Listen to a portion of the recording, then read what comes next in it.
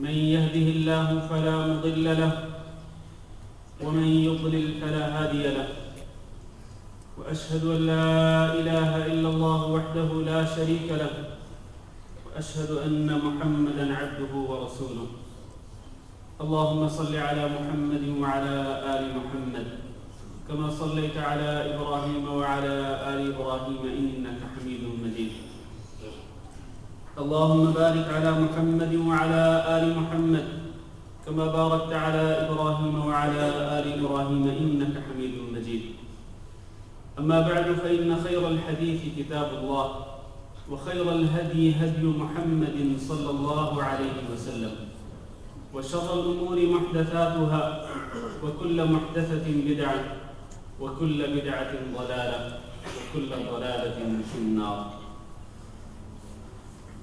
قابل صد احترام بھائیو اور دوستو، ذوالحج کا پہلا عشرہ جاری ہے. اس کا آج تیسرا دن ہے. یہ وہ عشرہ ہے کہ جس کے متعلق ہم پچھلے خطبہ جمعہ میں بیان کر چکے ہیں کہ یہ عشرہ اللہ رب العزت کو بہت ہی محبوب ہے، اور رسول اکرم صلی اللہ علیہ وسلم کے ارشاد کے مطابق یہ عشرہ اللہ کے نزدیک دنیا بھر کے دنوں میں سب سے افضل ہے. یعنی یہ پہلے 10 دن سال بھر کے دنوں میں سب سے افضل دن ہیں اللہ کے نزدیک، اور انہی دنوں میں عمل صالح اللہ رب العزت کو سب سے زیادہ محبوب ہوتا ہے اور سب سے زیادہ پاکیزہ ہوتا ہے اور سب سے زیادہ اجر و ثواب والا ہوتا ہے. عمل صالح جو بھی آپ کریں، عمل صالح میں جس طرح میں نے پہلے کہا تھا، جس کا خاص طور پر اس عشرہ میں اہتمام کرنا چاہیے، اس میں سب سے پہلے تو فرض نمازیں ہیں، اور اس کے ساتھ ساتھ نفلی نمازیں ہیں کہ فرض نمازوں سے پہلے اور فرض نمازوں کے بعد کی جو سنتیں ہیں یہ نفلی نمازیں ہیں. اسی طرح نماز اشراق ہے، نماز چاشت ہے، تہجد کی نماز ہے، نماز وتر ہے. ان نمازوں کا خاص طور پر اہتمام کرنا چاہیے، ویسے پورا سال بھی اور ان دنوں کے اندر خصوصی طور پر. اور انہی اعمال صالحہ میں سے کہ جن کا خصوصی اہتمام کرنا چاہیے روزہ بھی ہے. نفلی روزہ رکھنا اس کی بڑی فضیلت ہے. آپ کو معلوم ہے کہ رسول اکرم صلی اللہ علیہ وسلم نے ارشاد فرمایا کہ جو شخص اللہ کے راستے میں ایک دن کا روزہ رکھتا ہے تو اللہ رب العزت اس کو جہنم کی آگ سے 70 میل کی مسافت پر دور کر دیتا ہے، یا 70 سال کی مسافت پر دور کر دیتا ہے. اور ایک حدیث میں یہ ہے کہ اللہ رب العزت اس کے اور جہنم کے درمیان اتنا فاصلہ کر دیتا ہے جتنا فاصلہ زمین اور آسمان کے درمیان ہے. تو ایک دن کا روزہ رکھنے کا یہ ثواب ہے.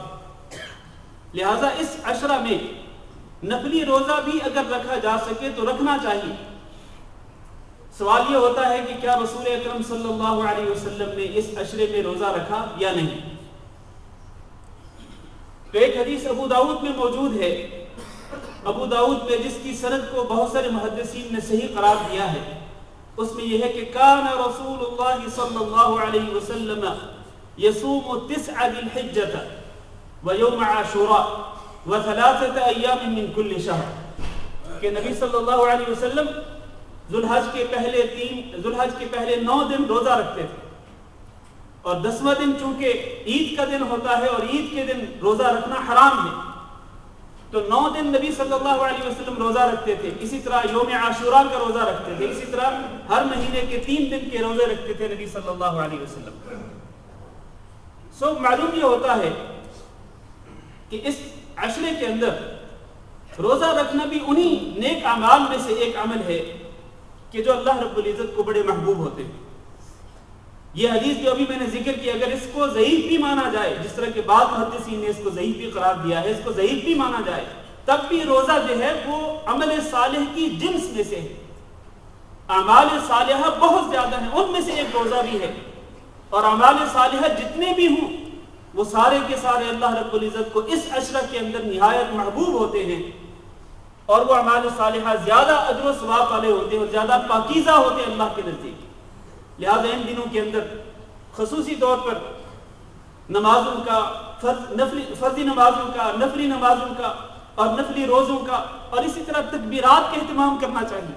بعض لوگ یہ سمجھتے ہیں کہ تکبیرات صرف اور صرف 9 ذو الحج سے شروع ہوتی ہیں اور ایام تشریق تک جاری رہتی ہیں۔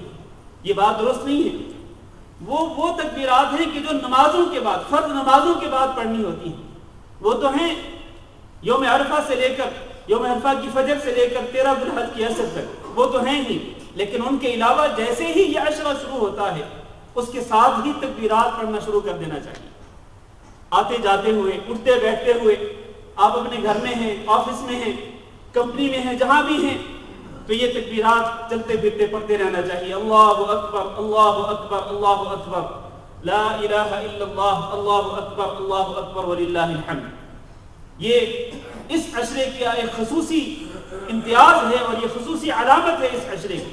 لہذا تمام مسلمانوں کو، گھروں کے اندر عورتوں کو، بچوں کو ان تکبیرات کا خصوصی اہتمام کرنا چاہیے۔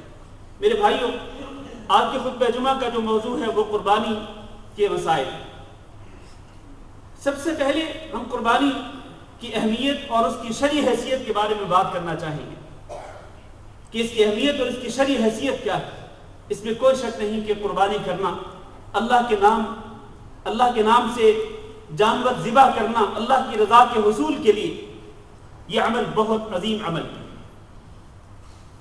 رسول اکرم صلی اللہ علیہ وسلم نے قربانی کی، آپ صلی اللہ علیہ وسلم کی صحابہ اکرام نے قربانیاں کی، اس کے بعد مسلمان قربانیاں کرتے چلے آ رہے ہیں۔ لہذا یہ وہ عمل ہے اور یہ مسلمانوں کا وہ طریقہ ہے جو شروع سے چلا آ رہا ہے۔ اس کی شرعی حیثیت کیا ہے؟ کیا یہ فرض واجب ہے یا یہ سنت مؤکدہ ہے؟ آئیے دلائل کی روشنی میں ذرا اس پر بات کر لیتے ہیں۔ صحیح بخاری کا نام آپ نے سنا ہو۔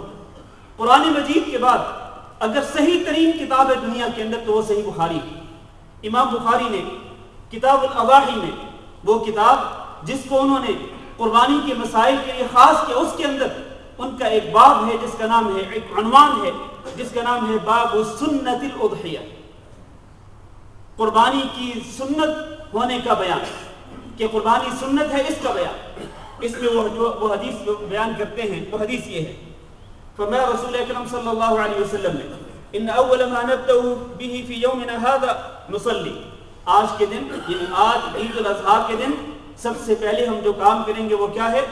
نصلی، سب سے پہلے عید کی نماز پڑھیں گے، ثم نرجع، پھر ہم لوٹیں گے، فننحر، پھر قربانی کریں گے، من فعله فقد اصاب سنتنا، جو شخص اس طرح کرے گا، پہلے عید کی نماز پھر قربانی، جو اس طرح کرے گا قد اصاب سنتنا، اس نے ہماری سنت کو پا لیا۔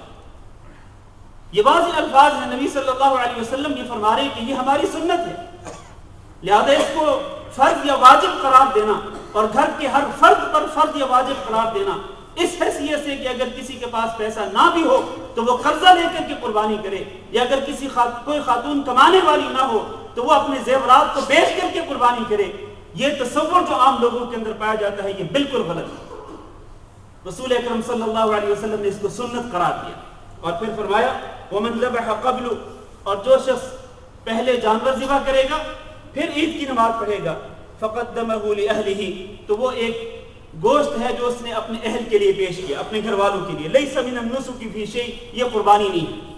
قربانی تب ہے کہ جب پہلے عید کی نماز پڑھے پھر قربانی کرے، لیکن پہلے اگر وہ بکرا ذبح کرے، جانور ذبح کرے، پھر عید کی نماز پڑھے تو وہ اس سے معلوم یہ ہوتا ہے کہ گویا کہ اس نے اس کو گوشت کھانے کی جلدی تھی، اپنے گھر والوں کو گوشت پیش کرنے کی جلدی تھی، اس لیے اس نے پہلے جانور ذبح کیا، اس کے بعد اس نے قربانی، اس کے بعد اس نے عید کی نماز پڑھی، تو یہ درست نہیں ہے۔ یہ پہلی حدیث ہے جس سے معلوم ہوتا ہے کہ قربانی سنت ہے، سنت۔ دوسری حدیث سنن ترمذی میں ابن عمر رضی اللہ تعالیٰ عنہ سے پوچھا گیا هل الاضحیۃ واجبہ، کہ کیا قربانی واجب ہے؟ ابن عمر رضی اللہ تعالیٰ عنہ نے جواب دیا ضحى رسول اللہ صلی اللہ علیہ وسلم والمسلمون، کہ قربانی رسول اکرم صلی اللہ علیہ وسلم نے کی اور مسلمانوں نے کی، بس یہ جواب دیا۔ سائل نے پھر سوال کیا کہ کیا قربانی کرنا واجب ہے؟ ابن عمر رضی اللہ تعالیٰ نے پھر وہی جواب دیا کہ سمجھو، سوچنے کی کوشش کرو، میں تمہیں جواب دے رہا ہوں کہ رسول اللہ صلی اللہ علیہ وسلم نے قربانی کی اور مسلمانوں نے قربانی کی، اس سے تمہیں سمجھ جانا چاہیے۔ اس نے پھر یہی سوال داغ دیا. تو ابن عمر رضی اللہ تعالیٰ نے کہا کہ اتعقل، اور کیا تمہیں عقل بھی ہے کچھ؟ میں تمہیں کہہ رہا ہوں کہ رسول اللہ صلی اللہ علیہ وسلم نے قربانی کی اور مسلمانوں نے قربانی کی. اس کا معنی یہ ہے کہ یہ سنت ہے رسول اکرم صلی اللہ علیہ وسلم کی اور یہ طریقہ ہے مسلمانوں کا، لہذا تمہیں بھی اس پر عمل کرنا چاہیے. یہ سوال کرنے کی ضرورت ہی نہیں ہے کہ یہ واجب ہے یا نہیں. یہ حدیث ذکر کرنے کے بعد امام ترمذی کہتے ہیں، ذرا غور سے سنیے گا، یہ ہے محدثین کی سمجھ کہ احادیث کو وہ کس طرح سمجھتے تھے. یہ ہے محدثین کی فقہ کہ احادیث بیان کرتے پھر ایک شرعی حکم بیان کرتے اس حدیث سے لے کر کے. امام ترمذی کہتے ہیں والعمل على هذا عند اهل العلم ان الاضحيه ليست واجبه. اہل علم کے ہاں اسی بات پر عمل ہوتا ہے کہ قربانی واجب نہیں، ولكنها سنة من سنن رسول الله صلی اللہ علیہ وسلم، لیکن قربانی یہ سنت ہے رسول اکرم صلی اللہ علیہ وسلم کی سنتوں میں سے. یستحب ان يعمل بها، مستحب ہے، افضل ہے کہ اس سنت پہ عمل کیا جائے. اب آپ دیکھیں امام بخاری اپنی صحیح بخاری کے اندر باب سنت الاضحیہ کا عنوان قائم کر کے ثابت کر رہے ہیں کہ قربانی کرنا سنت ہے، اور اسی طرح امام ترمذی کا موقف ہے. اور ابن عمر رضی اللہ تعالیٰ عنہ بیان کرتے ہیں اقام رسول اللہ صلی اللہ علیہ وسلم بالمدینہ 10 سنین یضحی کل سنہ، کہ نبی صلی اللہ علیہ وسلم مدینہ منورہ میں 10 سال مقیم رہے، آپ ہر سال قربانی کرتے تھے. ان تمام دلائل سے ثابت ہوتا ہے کہ قربانی کرنا سنت ہے. تاہم جو شخص صاحب استطاعت ہو اس کو قربانی ضرور کرنی چاہیے، اور اس کو بخل اور کنجوسی کا مظاہرہ نہیں کرنا چاہیے. صاحب استطاعت ہو، صاحب قدرت ہو، اللہ نے دیا ہے تو اس کو پھر اس سنت پہ عمل ضرور کرنا چاہیے، کیونکہ رسول اکرم صلی اللہ علیہ وسلم کے ارشاد گرامی ہے من وجد ساعة لأن يضحي فلم يضحي فلا يحضر مصلانا. جو شخص طاقت رکھتا ہو کہ وہ قربانی کر سکتا ہے، پھر اگر وہ قربانی نہیں کرتا تو وہ ہماری عیدگاہ کے قریب تک نہ آئے. اس میں سخت وعید ہے اس آدمی کے لیے کہ جو طاقت ہونے کے باوجود قربانی نہ کرے. لیکن کیا قربانی ہر شخص کے لیے سنت مؤکدہ ہے؟ ایک فیملی میں ظاہر ہے کہ گھر کا سربراہ ہے، اس کی بیوی ہے، اس کے بچے ہیں، اس کے بیٹے، اس کی بیٹیاں ہیں، اس کے والدین، ایک ہی فیملی، ایک گھرانہ ہے. کیا ایک گھرانے کے ہر فرد پر قربانی کرنا لازم ہے؟ سنیے حدیث رسول اکرم صلی اللہ علیہ وسلم سے. نبی صلی اللہ علیہ وسلم نے عرفہ کے میدان میں ارشاد فرمایا تھا یا ایھا الناس، اے لوگو، ان علی کل اہل بیت فی کل عام اضحیہ، کہ ہر گھر والوں پر، ہر گھرانے پر لازم ہے کہ وہ ہر سال ایک قربانی کرے. ہر گھرانے پر، کل اہل بیت، ہر گھرانے پر یہ لازم ہے کہ وہ ہر سال قربانی کرے. اور حضرت ابو ایوب الانصاری رضی اللہ تعالیٰ عنہ سے سوال کیا گیا کہ لوگ نبی صلی اللہ علیہ وسلم کی حیات مبارکہ میں قربانیاں کس طرح کرتے تھے. ذرا جواب سنیے ابو ایوب الانصاری رضی اللہ تعالیٰ عنہ کا. وہ کہتے ہیں کہ کان الرجل یضحی بالشاة عنہ وعن اہل بیتہ، اور یہ حدیث سنن ترمذی میں، کان الرجل، ایک آدمی قربانی کرتا تھا، عنہ وعن اہل بیتہ، اپنی طرف سے اور اپنے اہل بیت کی طرف سے، اپنے گھر والوں کی طرف سے قربانی کرتا تھا. کس طرح کہ ہر ایک کے نام پر ایک الگ الگ جانور ذبح کرتا. فرمایا بالشاة، ایک بکری وہ ذبح کرتا اپنے اور اپنے گھر والوں کی طرف سے. فیأکلون ویطعمون، وہ خود بھی کھاتے تھے اور دوسروں کو بھی کھلاتے تھے. پھر یہی دستور چلا آتا رہا رسول اکرم صلی اللہ علیہ وسلم کی حیات مبارکہ میں، اور آپ کے بعد صحابہ کرام کا یہی دستور چلا آتا رہا، حتیٰ یہاں تک کہ کیا صورتحال کیا بن گئی. فرماتے ہیں ابو ایوب الانصاری رضی اللہ تعالیٰ عنہ، حتیٰ تباہ الناس فصارت کما ترى، یہاں تک کہ لوگ ایک دوسرے پر فخر کرنے لگے، یہاں تک کہ آج حالت یہ ہو گئی جس کو آپ دیکھ رہے ہیں. آج بڑے دکھ اور افسوس کے ساتھ کہنا پڑتا ہے کہ وہ قربانی جو صرف اور صرف اللہ کے لیے ہونی چاہیے، فصلی لربک وانحر، نماز اپنے رب کے لیے پڑھیں اور قربانی بھی اپنے رب کے لیے کریں. قل ان صلاتی ونسکی ومحیای ومماتی للہ رب العالمین لا شریک لہ، میری نماز اور میری قربانی، میرا مرنا، میرا جینا اکیلے اللہ کے لیے ہے، جو رب العالمین ہے اور اس کا کوئی شریک نہیں ہے۔ ہونا یہ چاہیے تھا کہ یہ قربانی صرف اور صرف اللہ کے نام پر ہوتی، اللہ کی رضا کے لیے ہوتی، لیکن آج لوگ اور آج نہیں بلکہ بہت پہلے سے، جس طرح ابو ایوب الانصاری بیان کرتے ہیں کہ لوگ ایک دوسرے پر فخر کرنے لگے۔ آج جناب فخر سے بیان کیا جاتا ہے کہ جی میں نے اپنے نام سے الگ قربانی کی، جی میں نے اپنے نام سے الگ قربانی کی، میری طرف سے الگ جانور ذبح کیا گیا، اور پھر قیمت بیان کی جاتی ہے، جی میں نے جو بکرا ذبح کیا وہ 40,000 کا تھا، جی میں نے 50,000 کا جانور ذبح کیا، میں نے 1,00,000 روپے کا جانور ذبح کیا۔ فخریہ طور پر لوگ بیان کرتے ہیں، اور آپ نے دیکھا ہوگا، سنا ہوگا ایسے لوگوں سے اس طرح کہتے ہوئے۔ میرے بھائیوں، یہ فخر کرنے کی چیز نہیں ہے، اور یہ تو ایک عبادت ہے، یہ تو اللہ کا تقرب حاصل کرنے کا ایک ذریعہ ہے، یہ تو صرف آپ کے اور اللہ کے درمیان ہونا چاہیے۔ یہ کیا بات ہوئی کہ آپ لوگوں کے سامنے باتیں کریں، لوگوں کے سامنے فخریہ طور پر کہیں کہ ہم نے اتنے جانور ذبح کیے، اپنی پوری فیملی کی طرف سے ایک الگ الگ جانور ذبح کیا؟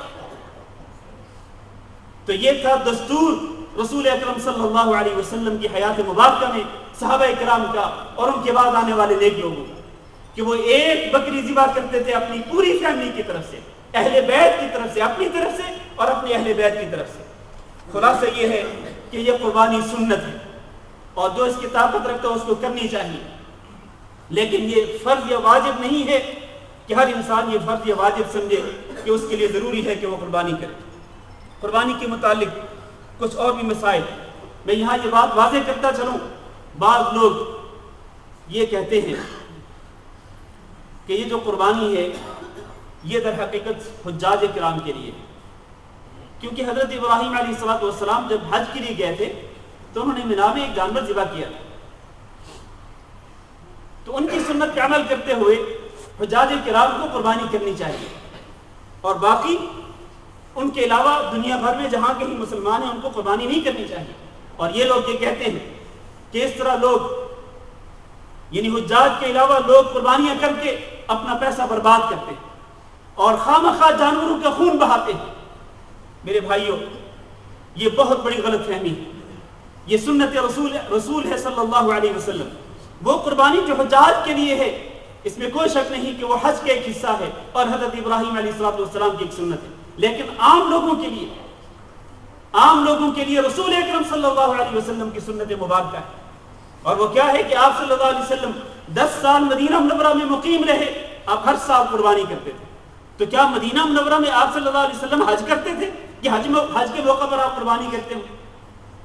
حج کے موقع پر تو بلکہ آپ صلی اللہ علیہ وسلم نے اپنی پوری زندگی میں ایک ہی حج کیا، اس کے علاوہ آپ ہر سال قربانی کرتے تھے۔ لہٰذا یہ کہنا کہ قربانی صرف حجاج کے لیے ہے، باقی لوگوں کے لیے ہے، یہ بہت بڑی غلط فہمی ہے۔ قربانی کے متعلق بعض اہم مسائل، قربانی کس جانور سے کی جائے؟ اللہ تعالیٰ نے قرآن مجید کے اندر بیان فرمایا وَلِكُلِّ أُمَّةٍ جَعَلْنَا مَنْسَكًا لِيَذْكُرُوا اسْمَ اللَّهِ عَلَى مَا رَزَقَهُمْ مِنْ بَهِيمَةِ الْأَنْعَامِ۔ ہم نے ہر امت کے لیے ایک قربانی کا ایک طریقہ مقرر فرمایا، اس لیے وَيَذْكُرُوا اسْمَ اللَّهِ عَلَى مَا رَزَقَهُمْ مِنْ بَهِيمَةِ الْأَنْعَامِ، تاکہ سارے مسلمان اللہ کا نام لے کر وہ چپائے جانوروں میں سے ایک جانور کو ذبح کرے۔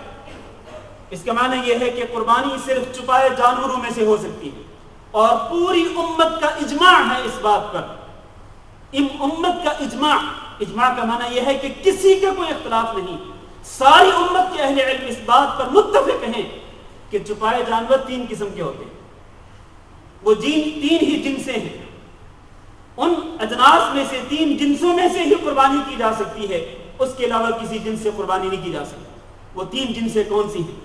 ایک اونٹ یا اونٹنی، اور دوسری جنس گائے یا بیل، اور تیسری جنس بکرا یا بکری، یا بھیڑ یا دمبا، یہ ایک ہی جنس ہے، یہ بھیڑ ہو یا بکری ہو، بکرا ہو، دمبا ہو، تو یہ 3 جنسیں ہیں جن میں سے قربانی کی جا سکتی ہے، اس لیے کہ اللہ رب العزت نے چپائے جانوروں کا ذکر کیا ہے، اور چپائے جانور یہی ہوتے ہیں، اس کے علاوہ کسی اور جانور کی قربانی کرنا جائز نہیں ہے۔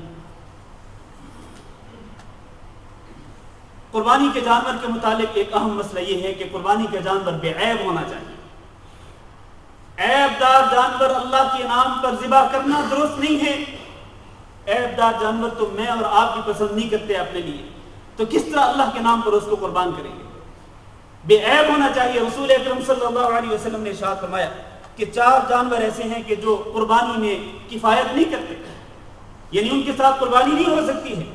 ایک وہ جو کہ بھینگا ہو، ایک اس کی آنکھ خراب ہو اور اس کا بھینگا پن بالکل واضح ہو. دوسرا وہ جو کہ بیمار ہو اور اس کا بیمار ہونا بالکل نمایاں ہو. تیسرا وہ جانور کہ جو لنگڑا ہو اور اس کا لنگڑا پن بالکل نمایاں ہو، واضح ہو.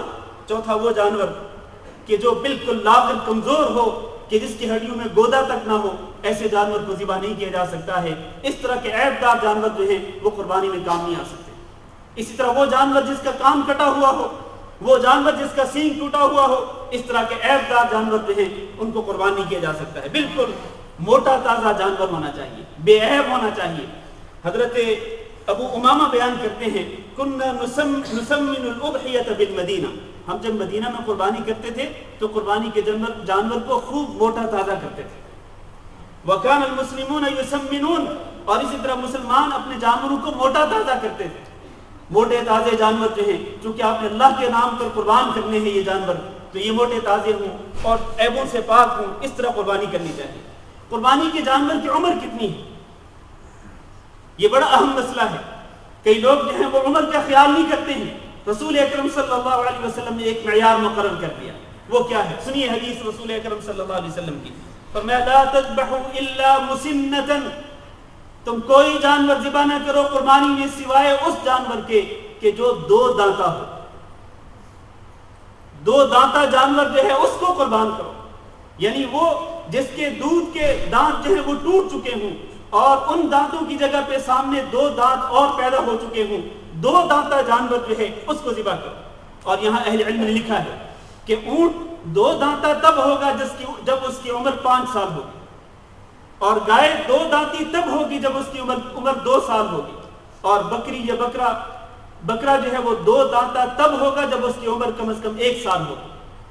تو اس شرط کو سامنے رکھنا چاہیے، اس عمر کو سامنے رکھنا چاہیے، اور اسی کا لحاظ کرتے ہوئے قربانی کا جانور ذبح کرنا چاہیے. قربانی کا وقت کتنا ہے اور کہاں سے شروع ہوتا ہے؟ قربانی کا وقت نماز عید کے بعد شروع ہوتا ہے. قربانی کے دن نماز عید کے بعد شروع ہوتا ہے اور پھر یہ جاری رہتا ہے. 10 ذو الحج کو بھی، 11 ذو الحج کو بھی، 12 ذو الحج کو بھی اور 13 ذو الحج کو بھی. یہ جو ایام تشریق ہیں 11 12 13، گویا کہ ٹوٹل قربانی کے جو دن ہیں وہ 4 دن ہیں. ان 4 دنوں میں جب چاہے آپ قربانی کا جانور ذبح کر سکتے ہیں، لیکن عید کی نماز سے پہلے قربانی کا جانور ذبح کرنا درست نہیں ہے. اس کے متعلق میں حدیث پہلے ہی بیان کر چکا ہوں. اسی طرح میرے عزیز بھائیوں، قربانی کے مسائل میں سے ایک مسئلہ یہ بھی ہے کہ اگر بڑا جانور ہے، مثلا گائے ہے یا اسی طرح اونٹ ہے، اونٹنی ہے، تو اس کے اندر کئی افراد شریک ہو سکتے ہیں. گائے کے اندر 7 افراد شریک ہو سکتے ہیں، اسی طرح اونٹ کے اندر 7 یا 10 افراد بھی شریک ہو سکتے ہیں. یہ متعدد احادیث سے ثابت ہے. جس شخص نے قربانی کرنی ہو اس کے متعلق ہم پہلے بیان کر چکے ہیں کہ جس نے قربانی کرنی ہے اس کے لیے لازم ہے کہ وہ ذو الحج کا چاند نظر آنے سے لے کر جب تک وہ قربانی نہ کر لے اس وقت تک وہ نہ اپنے ناخن کاٹ سکتا ہے اور اسی طرح وہ اپنے بال بھی نہیں کاٹ سکتا ہے.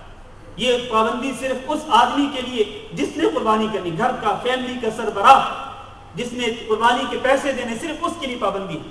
باقی افراد پر جن کی طرف سے قربانی کی جانی ہے ان پر پابندی نہیں ہے، الا یہ کہ باقی افراد میں سے کوئی فرد اپنی طرف سے کوئی قربانی کرنا چاہتا ہو تو پھر ظاہر ہے کہ یہ پابندی اس کے لیے بھی ہوگی. قربانی کا جانور جو ہے بہتر یہ ہے کہ انسان کو خود ہی ذبح کرنا چاہیے. رسول اکرم صلی اللہ علیہ وسلم قربانی کے جانور خود ذبح کرتے تھے. آپ صلی اللہ علیہ وسلم جب حج کے لیے تشریف لے گئے تو آپ کے ساتھ 100 قربانیاں تھیں.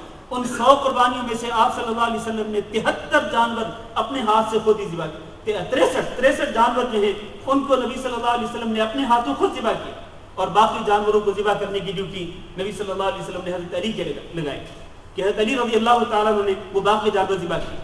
اور مدینہ منورہ میں جب آپ صلی اللہ علیہ وسلم قربانی کا جانور ذبح کرتے تو خود آپ ذبح کرتے تھے. اور حدیث کے اندر یہ موجود ہے کہ آپ صلی اللہ علیہ وسلم اپنا پاؤں جانور کی گردن پر رکھ کر بسم اللہ، اس سے پہلے چھری بہت اچھی طرح تیز کر کے نبی صلی اللہ علیہ وسلم اس کی گردن پر بسم اللہ اللہ اکبر پڑھ کر آپ اس کی گردن پہ چھری پھیر دیتے تھے۔ تو اس طرح جانور کو خود ذبح کرنا چاہیے، اور اگر کوئی شخص خود ذبح نہ کر سکتا ہو یا ذبح کرنے کے احکام سے وہ واقف نہ ہو، آشنا نہ ہو، تو پھر وہ کسی سے وہ ذبح کروا سکتا ہے۔ حتیٰ کہ عورت جو ہے وہ خود، اگر فرض کریں کہ عورت اپنی طرف سے قربانی کر رہی ہو، اس کا خاوند فوت ہو چکا ہو اور وہ اپنی طرف سے قربانی کر رہی ہے، تو وہ عورت اپنی طرف سے جانور خود ذبح کر سکتی ہے، اس میں کوئی حرج نہیں ہے۔ بعض لوگ یہ کہتے ہیں کہ عورت کا جو ذبیحہ ہوتا ہے وہ حرام ہوتا ہے، اور یہ بات درست نہیں ہے۔ عورت مسلمان ہے، وہ اگر بسم اللہ اللہ اکبر پڑھ کر اپنا جانور ذبح کرے گی تو اس کا گوشت حلال ہے، اس میں کوئی ایسا مسئلہ نہیں۔ عید کے دن جب آپ نکلیں گے تو اس کے لیے یہ ہے کہ قربانی کی عید والا جو دن ہوتا ہے، اس دن آپ کچھ بھی کھائے پیے بغیر عیدگاہ کی طرف جائیں، اور سب سے پہلے جو چیز کھائیں وہ قربانی کا گوشت ہونا چاہیے۔ یہ سنت ہے رسول اکرم صلی اللہ علیہ وسلم کی، جس کے متعلق میں نے وضاحت کر دی ہے۔ آخری بات یہ کہ قربانی کا جو گوشت ہے اس کو ذخیرہ کیا جا سکتا ہے۔ رسول اکرم صلی اللہ علیہ وسلم نے پہلے اس سے منع کیا تھا، لیکن بعد میں اس کی اجازت دے دی تھی، لہذا اس کو ذخیرہ کیا جا سکے، اس میں کوئی حرج نہیں ہے۔ آج کل لوگ فریز کر لیتے ہیں اور بعد میں اس گوشت کو کھاتے رہتے ہیں، استعمال کرتے رہتے ہیں، اس میں شرعی طور پر کوئی قباحت نہیں ہے۔ تو یہ قربانی کے چند اہم مسائل تھے، اور اسی طرح عید کے متعلق چند اہم مسائل تھے جو میں نے ذکر کر دیے ہیں۔ اللہ تعالیٰ سے دعا ہے کہ اللہ ہم سب کو سمجھنے کی توفیق دے۔ استغفر اللہ لی ولکم ولسائر المسلمین فاستغفروہ انہ هو الغفور الرحیم۔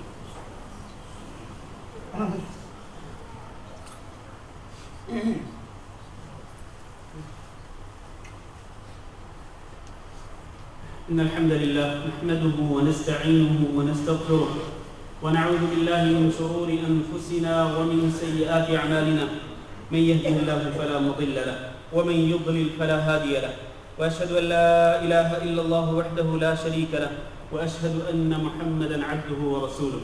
اللهم صل على محمد وعلى آل محمد كما صليت على إبراهيم وعلى آل إبراهيم إنك حميد مجيد۔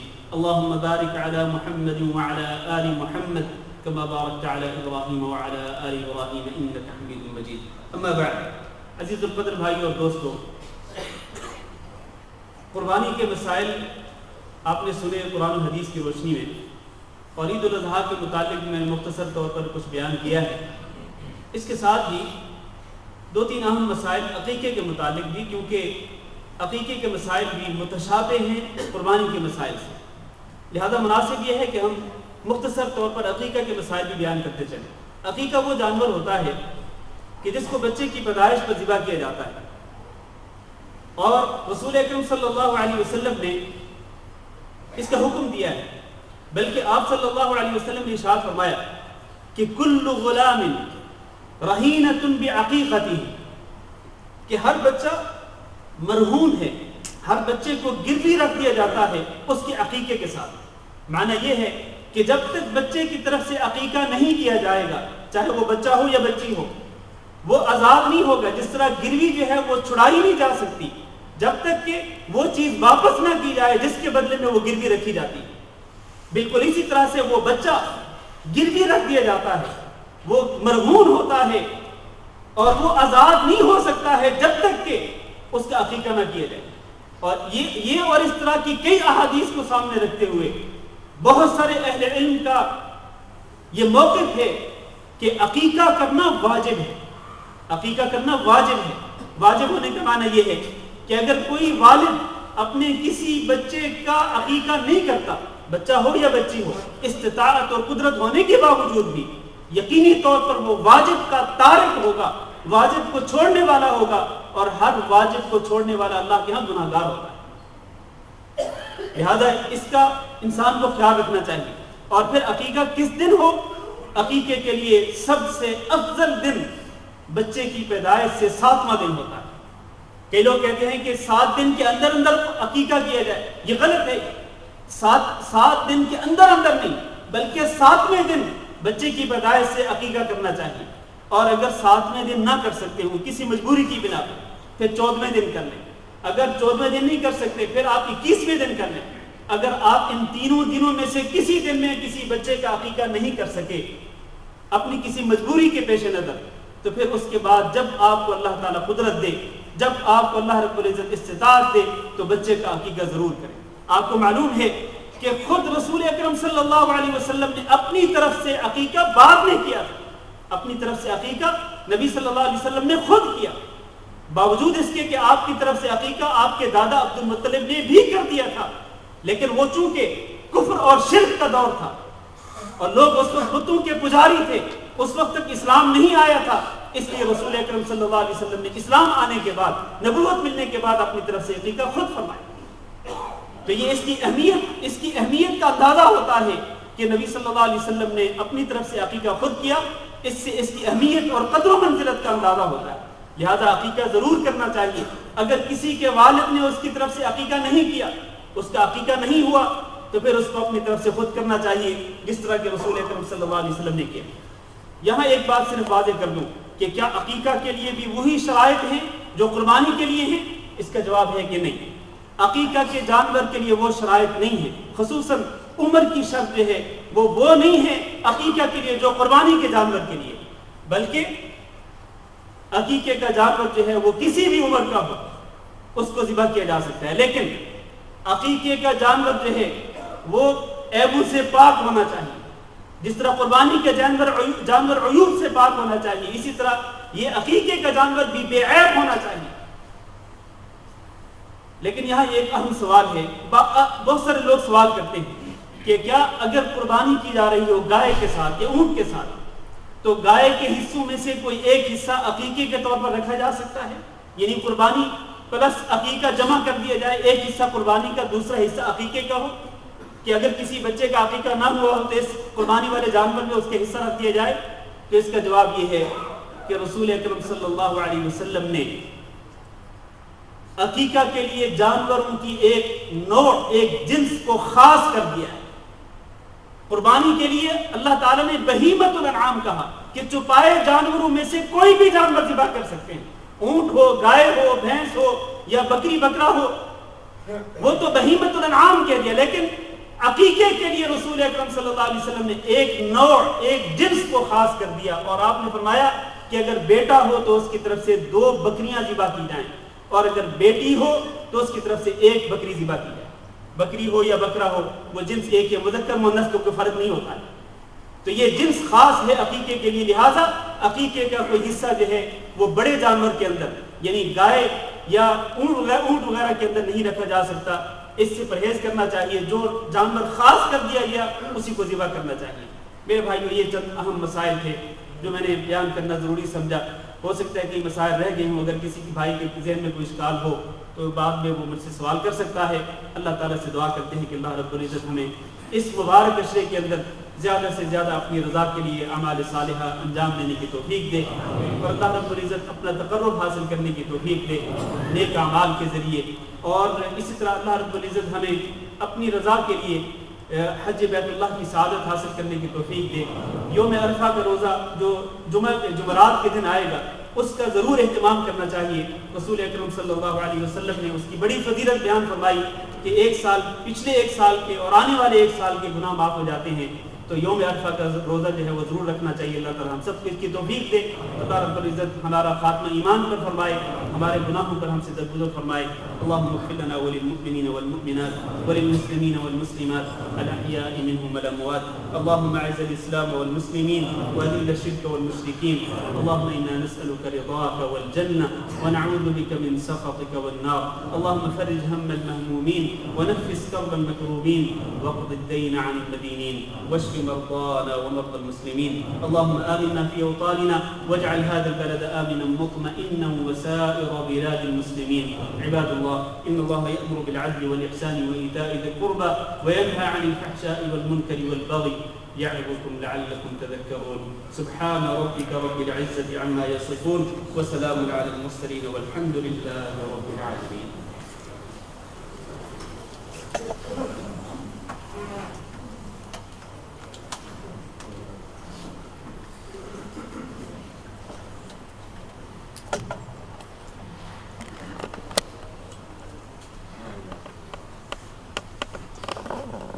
الله أكبر الله أكبر أشهد أن لا إله إلا الله أشهد أن محمدا رسول الله حي على الصلاة حي على الفلاح قد قامت الصلاة قد قامت الصلاة الله أكبر الله أكبر لا إله إلا الله.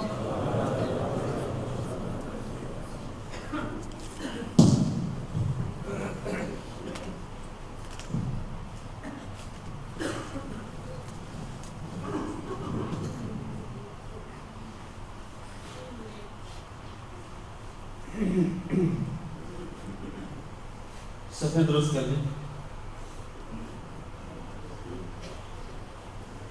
ساتھ مل جائیں، صفحے سیدھی کر لیں. اللہ اکبر.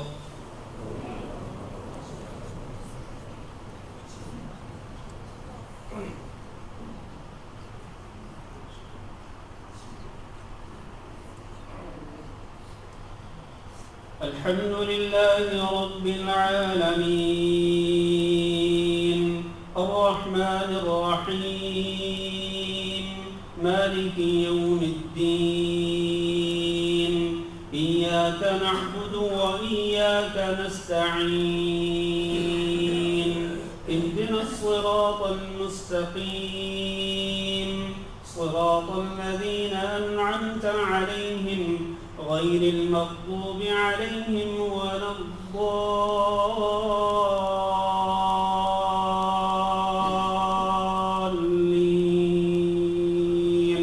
آمين.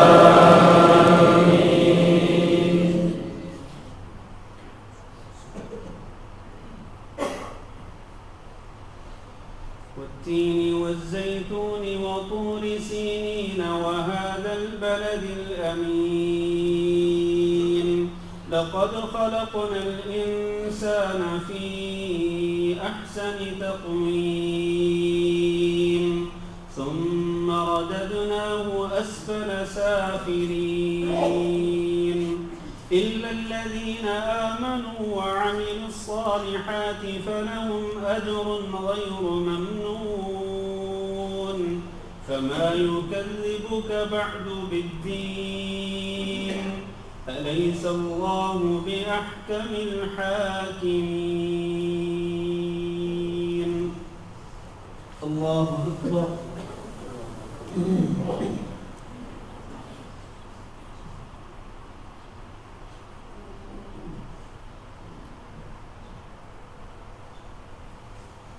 سمع الله لمن حمده.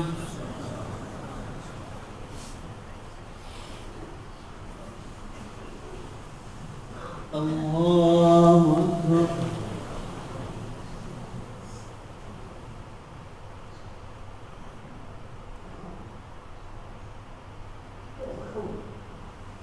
الله أكبر.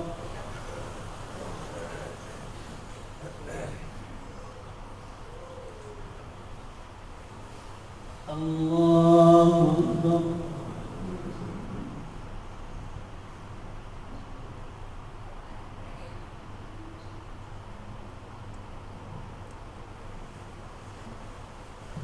الله أكبر. الحمد لله رب العالمين الرحمن الرحيم مالك يوم الدين إياك نعبد وإياك نستعين اهدنا الصراط المستقيم صراط الذين أنعمت عليهم غير المغضوب عليهم ولا الضالين.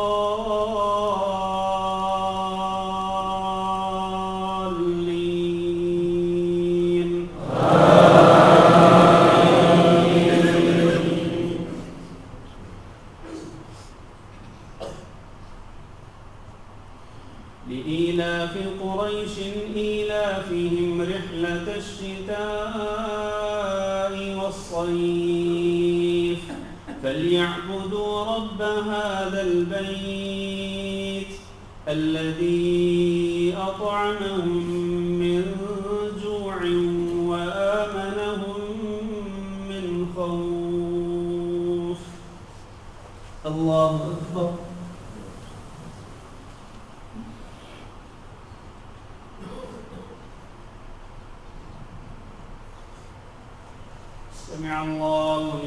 حمده.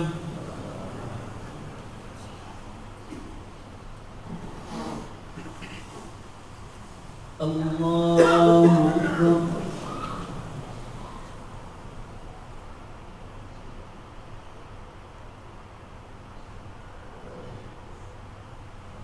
الله أكبر.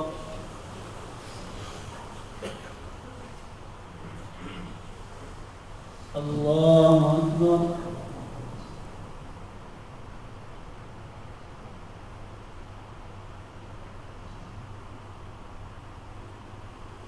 الله أكبر.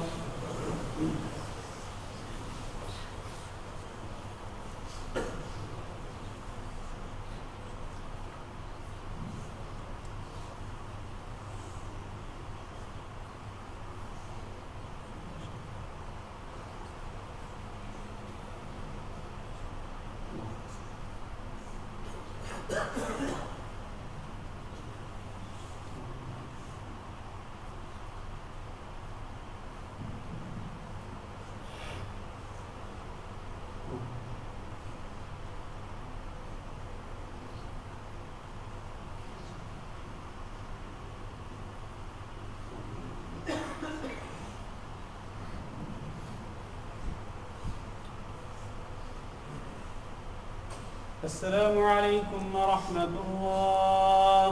السلام عليكم ورحمة الله.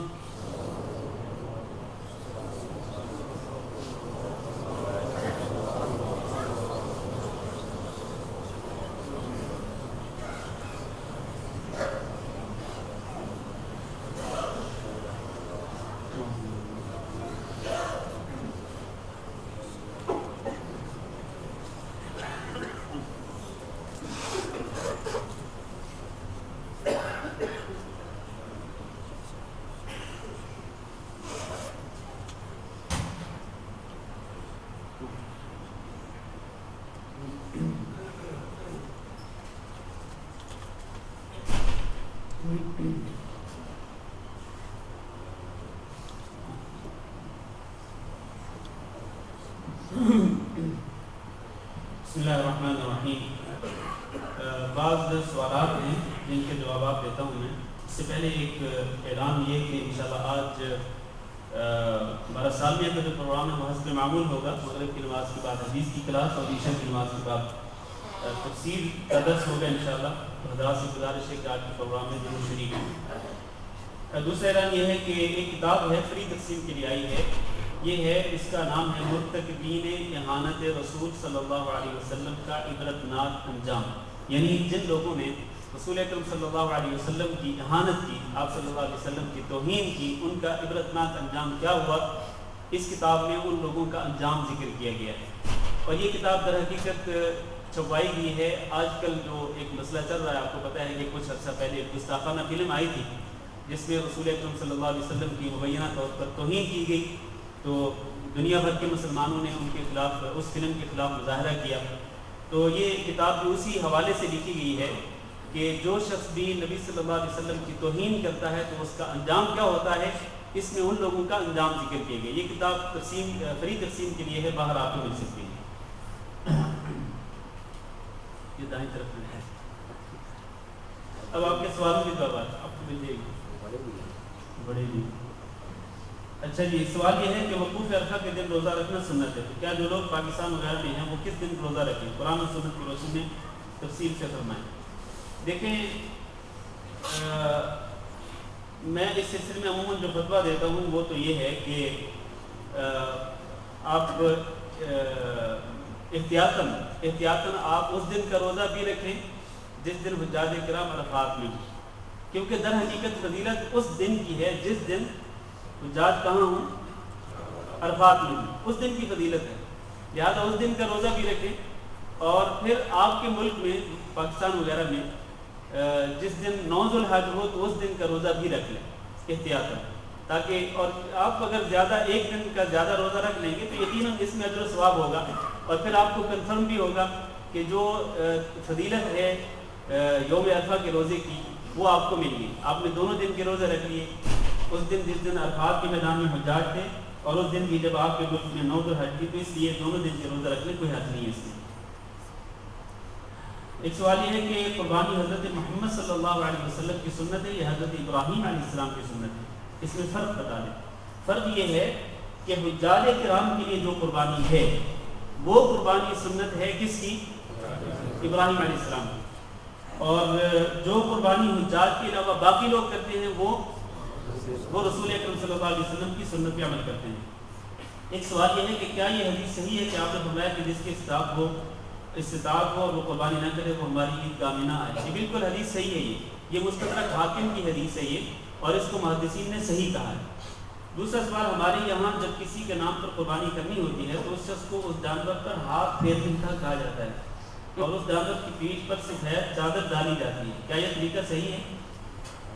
یعنی جب کسی کی طرف سے قربانی کی جاتی ہے، مثلا ایک فیملی کا سربراہ جو ہے وہ اپنی فیملی کی طرف سے قربانی کرتا ہے تو وہ اپنی فیملی کے تمام ممبرز کو وہ کہے کہ آئیے بھائی اس جانور پہ ہاتھ کرو، بیوی کو بھی کہے، اپنے بچوں کو بھی کہے کہ وہ آئیں اور اس جانور پر ہاتھ کریں، اور پھر اس پر سفید چادر بھی ڈال دی جاتی ہے تو اس کو پھر اس کے بعد ذبح کیا جاتا ہے۔ تو یہ کون سا طریقہ ہے؟ مطلب یہ ایک جاہلانہ رسم ہے، یہ شریعت کے اندر اس کی کوئی حیثیت نہیں ہے۔ یعنی آپ کی جب نیت یہ ہے کہ یہ قربانی میری طرف سے اور میری پوری فیملی کی طرف سے ہے تو بس وہ آپ کی نیت کے مطابق وہ سب کی طرف سے ہوگی۔ تو یہ اللہ کو بتانا ضروری ہوتا ہے کہ اللہ یہ دیکھ لے میری بیوی میرے اس جانور پر ہاتھ پھیر رہی ہے تو یہ اس کی طرف سے بھی ہے، اور میرا بیٹا اس پر ہاتھ پھیر رہا ہے تو یہ جانور میرے بیٹے کی طرف سے بھی ہے، اور یہ میری بیٹی اس پر ہاتھ پھیر رہی ہے تو یہ میری بیٹی کی طرف سے۔ مطلب یہ ایک مذاق ہے لوگوں کی طرف سے، اللہ کے ساتھ اس طرح مذاق نہیں کرنا چاہیے۔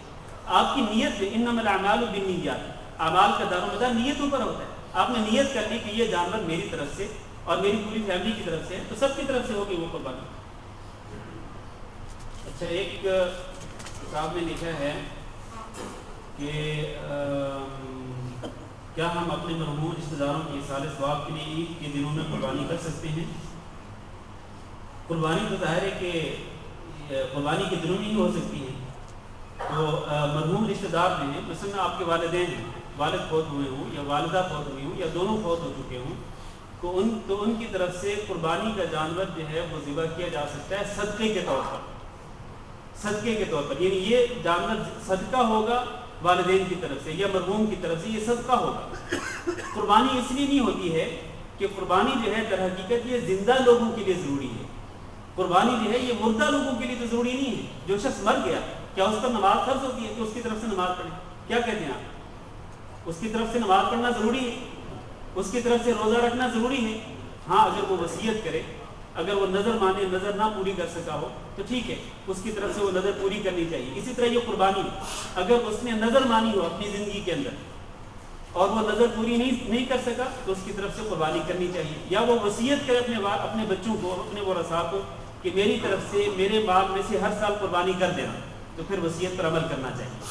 لیکن ان حالات کو چھوڑ کر باقی میت پر قربانی کرنا ضروری نہیں ہے، لہذا میت کی طرف سے آپ صدقہ تو کر سکتے ہیں، صدقہ کر سکتے ہیں، اور یہ صدقہ جو ہے یہ قربانی کے دنوں کے اندر کوئی حد نہیں، کر سکتے ہیں، اس میں کوئی مسئلہ نہیں ہے۔ کیا قربانی کے 3 دنوں میں ہم صدقے کی نیت سے جانور ذبح کر کے گوشت غریبوں میں تقسیم کر سکتے ہیں؟ بھئی آپ نے جب قربانی کا جانور ذبح کر دیا اور اس کو آپ نے اپنے لیے بھی استعمال کیا، وہ گوشت ہے، اور آپ نے غربا فقراء اور مساکین کو بھی دیا، تو بس وہی کافی ہے۔ اس کے علاوہ الگ سے صدقہ کرنے کی ضرورت کیا ہے؟ الگ سے اگر آپ صدقہ کرنا چاہتے ہیں تو عام دنوں میں کر لیں، مطلب ضرور صدقہ آپ نے قربانی کے دنوں میں ہی کرنا ہے، قربانی تو کر ہی لیا آپ نے، تو صدقہ جو ہے وہ باقی عام دنوں کے اندر کیا جا سکتا ہے۔ اس کے لیے تو پورا سال آپ کے پاس موقع ہے، کسی وقت بھی صدقہ کر سکتے ہیں۔ حج میں جو قربانی ہوئی ہے تو اس کے علاوہ کیا اگر حاجی چاہتا ہے تو دوسری قربانی اس کے اپنے گھر میں بھی ہو تو کیا یہ مناسب ہے؟ اللہ اکبر۔ دیکھیں، حج میں جو قربانی ہے وہ حج کا حکم ہے، اس قربانی کا اس عام قربانی سے کوئی تعلق نہیں ہے۔ اگر ایک بندہ حج پر گیا ہوا ہے، اس نے حج کے احکامات کو پورا کرنے کے لیے قربانی وہاں پر کرنی ہی کرنی ہے، الا یہ کہ وہ طاقت نہ رکھتا ہو تو پھر 10 دن کے روزے ہیں۔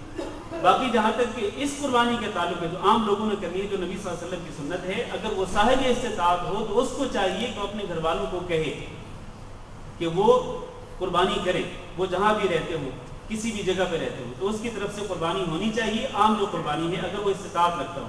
ہاں اگر استطاعت نہیں رکھتا تو پھر تو کسی پر بھی قربانی کرنا ضروری نہیں ہے۔ قربانی کا صحیح طریقہ، یعنی قربانی کو زمین پر لٹانے اور ذبح کرنے کا صحیح طریقہ، یہ تو میں نے آپ کو یہ تو بتا دیا میں نے کہ قربانی کا جانور جو ہے، جانور کا رخ جو ہے وہ قبلے کی طرف کر لیں، اس کو لٹا لیں اور اس کا رخ قبلے کی طرف ہو، اور اس کی گردن پر آپ اپنا پاؤں رکھیں اور اپنے دائیں ہاتھ کے ساتھ آپ چھری پھیریں، بسم اللہ اللہ اکبر پڑھ کر، اس طرح جانور جو ذبح ہو جائے گا۔ یہاں پر اس سے پہلے، یعنی جانور ذبح کرنے سے پہلے کئی لوگ جو ہیں وہ کیا کرتے ہیں، دعا کرتے ہیں۔ کئی لوگ ہاتھ اٹھا کے دعا کرتے ہیں، کئی لوگ ہاتھ اٹھائے بغیر دعا کرتے ہیں۔ تو حدیث میں یہ الفاظ موجود ہیں کہ نبی صلی اللہ علیہ وسلم نے جب قربانی کا جانور ذبح کیا تو آپ نے بسم اللہ اللہ اکبر کہا، اور اس کے ساتھ آپ نے کہا اللہم تقبل ھذا من محمد ومن آل محمد صلی اللہ علیہ وسلم، کہ اللہ اس کو قبول فرما لے میری طرف سے اور میری آل کی طرف سے۔ تو اس طرح، اور بلکہ اس میں یہ بھی الفاظ ہے ومن امتی محمد، کہ اللہ اس قربانی کو میری طرف سے، میری آل کی طرف سے اور میری امت کی طرف سے قبول فرما لے۔ تو اس لیے ان الفاظ کے ساتھ اگر آپ دعا کرنا چاہیں تو کر سکتے ہیں، اس میں کوئی حرج نہیں ہے، لیکن ویسے اس کے علاوہ جو ہے کوئی جو لوگ جس طرح رسمیں کرتے ہیں تو ان رسموں سے باہر رکھنا چاہیے۔ جانور کا چمڑا، سکن، مدرسہ کو دینا یا دیا جا سکتا ہے؟ جی دیکھیں، جانور کی کھال کا جو تعلق ہے، قربانی کے جانور کی کھال کا جہاں تک تعلق ہے تو اس کو بیچا نہیں جا سکتا، جانور کی کھال کو بیچا نہیں جا سکتا۔ تو اس کو یا تو اپنے استعمال میں لیں، یا پھر اگر اپنے استعمال میں نہیں لاتے ہیں تو پھر کیا کریں، اس کا صدقہ کر دیں۔ صدقہ کس طرح سے ہو، یہی جس طرح آپ نے لکھا، مختلف مدارس والے لوگ کھالیں جمع کرتے ہیں، آپ ان کو دے دیں، وہ کیا کریں گے، وہ بیچ کر کے اس کے پیسے مدرسے کے طالب علموں پر خرچ کریں گے۔ تو اس طرح کرنے میں کوئی حرج نہیں، واللہ اعلم، جزاک اللہ خیر۔ جی ہاں، اگر کوئی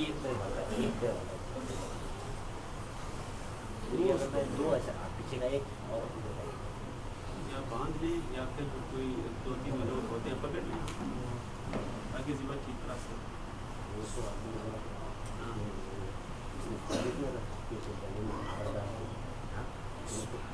بندے میں